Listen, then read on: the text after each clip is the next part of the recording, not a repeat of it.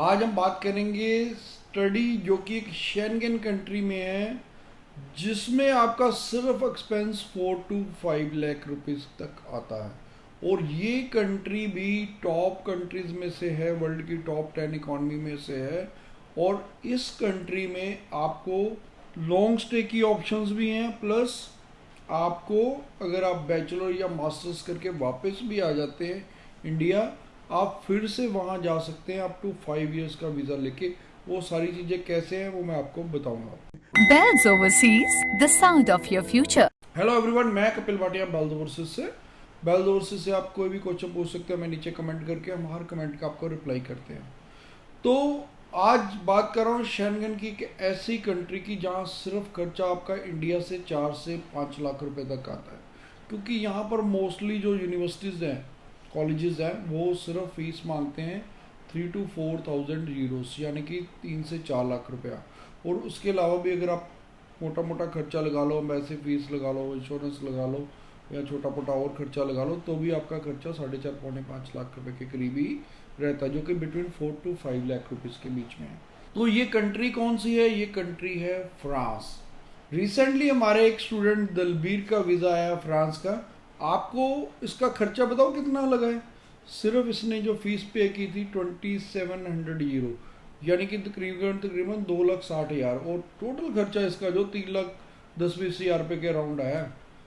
सिर्फ 3,10-20 हज़ार खर्च करके ये फ्रांस स्टडी के लिए जा रहा है। हालांकि बाकी फीस इसने वहाँ जाके देनी है, बट आपका इंडिया से खर्चा सिर्फ इतना आया। मैं फिर भी कह के चलता हूँ कि आपका 4 से 5 लाख रुपए खर्चा आएगा, क्योंकि बहुत सारी यूनिवर्सिटीज़ ऐसी है जो 4,000 यूरोस मांगती हैं।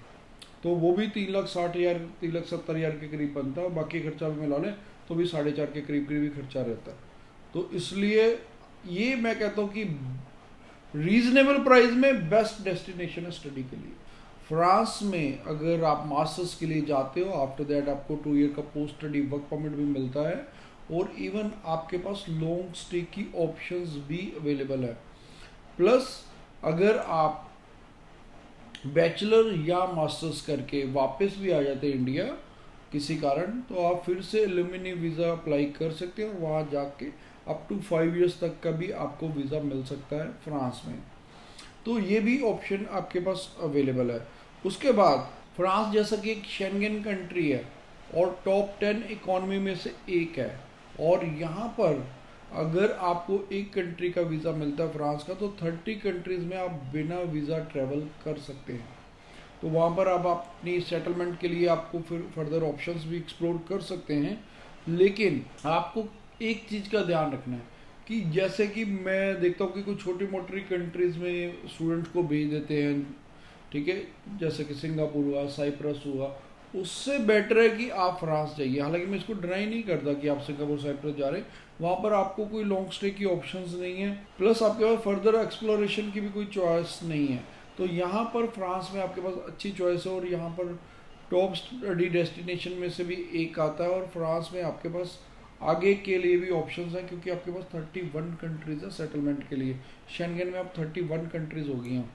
रिसेंटली पहले क्रोएशिया आया था, अब रोमानिया और बुल्गारिया ये भी शेंगेन में ऐड हो गया, तो अब 31 कंट्रीज़ हो गई हैं।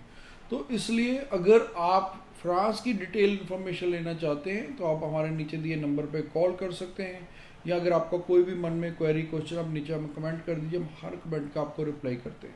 Bells Overseas, the sound of your future.